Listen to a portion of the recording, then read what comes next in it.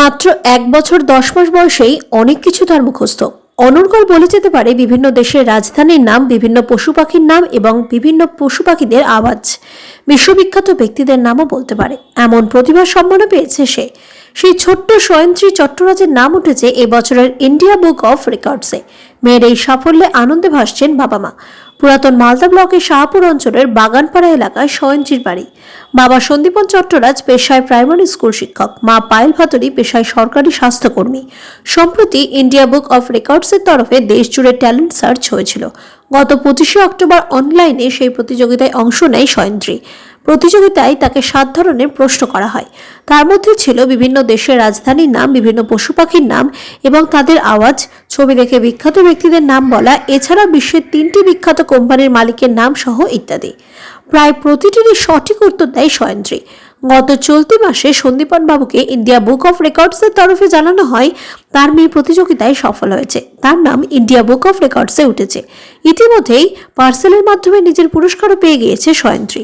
প্রথমে বিভিন্ন প্রশ্ন ও তার উত্তরদানের ভিডিও ছবি দিয়ে মেয়ের নাম ইন্ডিয়া বুক অফ রেকর্ডসে পাঠায়। ওই ভিডিও দেখে সংশ্লিষ্ট কর্তৃপক্ষ খুশি হয়। এরপর তারা আবার মেয়ের পরীক্ষা নেয়। কি পারে তা জানতে ফের পরীক্ষা নেওয়া হয়। সেই পরীক্ষায় মেয়ে উত্তীর্ণ হয়ে যায় এবং 15 দিন পর মেয়ে তার উপহার, মেডেল সবকিছুই পেয়ে গিয়েছে। মেয়ের এই সাফল্যে আমরা খুব খুশি। মা পায়েল ভাদুরী জানান, মেয়েকে প্রথমে 5টি করে জিনিসের নাম বলতে বলা হয়েছিল। ও প্রতিটি প্রশ্নেরই সঠিক উত্তর দিয়েছিল। তার কিছুদিন পর ওর মেডেল, শংসাপত্র সহ উপহার সামগ্রী কুরিয়ার সার্ভিসের মাধ্যমে ও হাতে পেয়েছে। মেয়ের এই সম্মাননা পাওয়ায় আমরা গর্বিত। এটা কে? হ্যাঁ, এটা কে? বুদ্ধু। হ্যাঁ, এটা কে? ফুলনাক। হ্যাঁ, এটা কে? দইদিদি। দইদিদি কি? মামু। এটা কে? কি ঠাকুর? এটা কি ঠাকুর? শিব। হ্যাঁ, এটা কি ঠাকুর? দু। ভালো করে বলো। এটা কি ঠাকুর? মা কালী। হ্যাঁ, এটা কি ঠাকুর? গণেশ। হ্যাঁ, এটা কি ঠাকুর? কি ঠাকুর এটা? মা কালী। হ্যাঁ, এটা কি ঠাকুর? এটা কি ঠাকুর গো? হ্যাঁ, এটা কে? গফল। এটা কে? এটা কে? এটা কি গো? হ্যাঁ, ওখানে বলো কাকে, এটা কে? বলো দাও। হ্যাঁ, এটা কে? দেখো দেখো দেখো, কে এটা কে? হ্যাঁ, নেতাজি। এটা কে? এটা কে বলো দাও, এটা কে? পেলে। এটা কে? এটা কে? এটা? হ্যাঁ, এটা কে বাবা? এটা কে? এটা কে দেখো তো, এটা এটা কে? কে এটা? হ্যাঁ হ্যাঁ, এটা কে? হ্যাঁ, এটা কে বাবা? এটা কে? এটা কে? হ্যাঁ, বলো আমাদের দেশের নাম কি? হ্যাঁ, আমাদের দেশের রাজধানীর নাম কি? দিল্লি। আর বাংলাদেশের রাজধানী কি? আচ্ছা, বাংলাদেশের রাজধানী কি? আর মাসি দেখ, বাংলাদেশের রাজধানী কি বলো? হ্যাঁ, আর চীনের রাজধানী কি? হ্যাঁ, ভুটানের রাজধানী কি? আচ্ছা, ভুটানের রাজধানী কি? ভুটানের রাজধানী থিম্পু। আমার মেয়ের নাম সয়ন্ত্রী চট্টরাজ। ওর বয়স 1 বছর 11 মাস। আমি প্রথমে ওকে খেলার ছলে শেখাতাম। মোবাইল দেখিয়ে, মোবাইলে ছবি দেখিয়ে, বিভিন্ন বইয়ে ছবি দেখিয়ে শেখাতাম যে মানুষজন চিনতে পারছে কিনা। তারপর দেখছি ওগুলো পারছে, খুব তাড়াতাড়ি ধরে নিচ্ছে। তারপর আস্তে আস্তে দেশের রাজধানী, রাষ্ট্রপ্রধানের নাম, বিভিন্ন কোম্পানি ওনারের নাম, পশু পাখি, বিভিন্ন ধরনের ছোট ছোট কবিতা, এগুলো আমি ওকে আস্তে আস্তে শেখাতে লাগলাম। তো দেখি খুব তাড়াতাড়ি শিখে ধরে নেয়। তো আমি খেলার ছলে শেখাতাম। তো আমি মাঝে মাঝে 1-2টো ছবি ইউটিউব, ফেসবুকে দিয়েছি। সেখান থেকে আমার একটা দাদা দেখেছে, দেখে বলেছে, তোর মেয়ে তো এগুলো পারছে, তো তুই ইন্ডিয়া বুক অফ রেকর্ডসে অ্যাপ্লাই কেন করছিস না? আমি বললাম যে আমি তো নিয়মটা জানি না।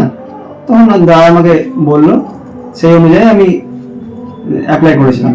আমি জানতামও না যে ও এরকম এত হয়ে যাবে, আস্তে আস্তে আরো ভালো, আরো বেশি এতদূর চলে যাবে। ওকে খেলার ছলে শেখানো সম্পূর্ণ কিছু। আজকালকার যুগে বাচ্চারা যে সময় কথা বলতে শিখে, সে সময় ও এতটা ভালো শিখে গেছে, আমার কাছে একটা গর্বের ব্যাপার। আমি এখন বুঝতে পারছি, প্রথমে তো আমি বুঝতে পারি, আমি খেলার ছলে শেখাতাম সবকিছু। ও বিভিন্ন দেশের রাষ্ট্রপ্রধানের নাম, বিভিন্ন দেশের প্রধানমন্ত্রীর নাম, বিভিন্ন রাজ্যের রাজধানীর নাম এবং ওয়ার্ল্ডের বিভিন্ন পার্সোনালিটি, ক্রিকেট পার্সোনালিটি থেকে শুরু করে পলিটিক্সের পার্সোনালিটি, সমস্ত পার্সোনালিটি এবং প্যাট্রিয়টিক হিরোজ যারা আছে, আমাদের দেশ স্বাধীন করেছে, নেতাজি, গান্ধীজি, বিভিন্ন প্রচুর পার্সোনালিটিজের নাম ও বলতে পারে। চিন্তা ভাবনা ও তো খুব ছোট, আমি যা বারবার একই কথা বলছি, ওকে খেলার চলে শেখানো, সেখান থেকে এত দূর গেছে।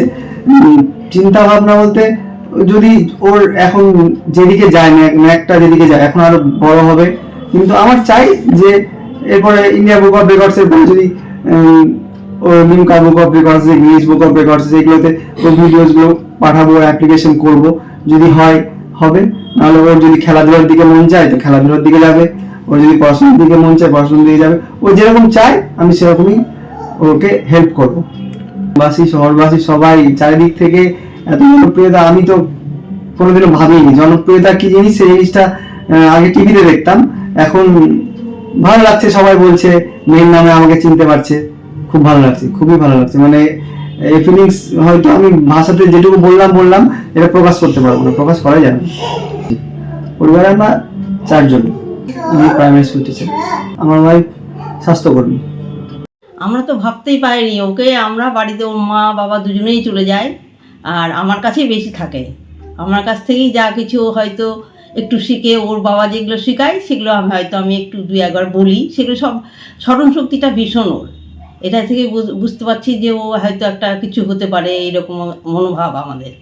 হ্যাঁ, কিন্তু ভাবতে পারিনি যে এইভাবে ও ইন্ডিয়া বুক অফ রেকর্ডের নাম উঠে যাবে ওর। আমি তো ঠাকুমা হিসাবে তো খুবই গর্বিত যে আমার নাতনি এইভাবে এত বড় একটা পেয়েছে। হ্যাঁ, ঠাকুমা হিসাবে খুবই গর্বিত আমি। বাচ্চাদেরকে এটাই বলবো যে তোমরা যেগুলো শিখবে সেগুলো মনোযোগ দিয়ে যখন পড়বে, তখন মনোযোগ দিয়ে শুনবে বা শিখবে, দেখবে। হ্যাঁ, আর ছবি দেখেও অনেক কিছু শেখা যায়, প্রাকৃতিক দিক থেকেও অনেক কিছু শেখা যায়। হ্যাঁ, আর বই পড়েও অনেক কিছু শেখা যায়। ওদেরকে ওইভাবে বলবো যে তোমরা, আমি তো এখন রিটায়ারমেন্ট হয়ে গেছি, তো এখন আমি স্কুল যাই না যেহেতু, তবুও আমি বাচ্চাদেরকে যাদের সঙ্গে দেখা হয় তাদেরকে বলে দিই যে এইভাবে তোমরা বাচ্চাদেরকে এই করবা। ও বড় হয়ে হয়তো ও আবার ভীষণ নাচ করতেও ভালোবাসে, আবার পড়াশোনা সবসময় কলম পেন নিয়ে সবসময় করে, দেয়ালে টেয়ালে যা সব জায়গায় লিখে করে দেয়। হ্যাঁ, ওর যেটা হতে চায় সেটাই, হয়তো খেলোয়াড় যদি হতে চায় খেলোয়াড় হবে, না হয় নাচে যদি যেতে চায় নাচেও হতে পারে, পড়াশোনাও যদি যেতে চায় পড়াশোনাতেও হবে।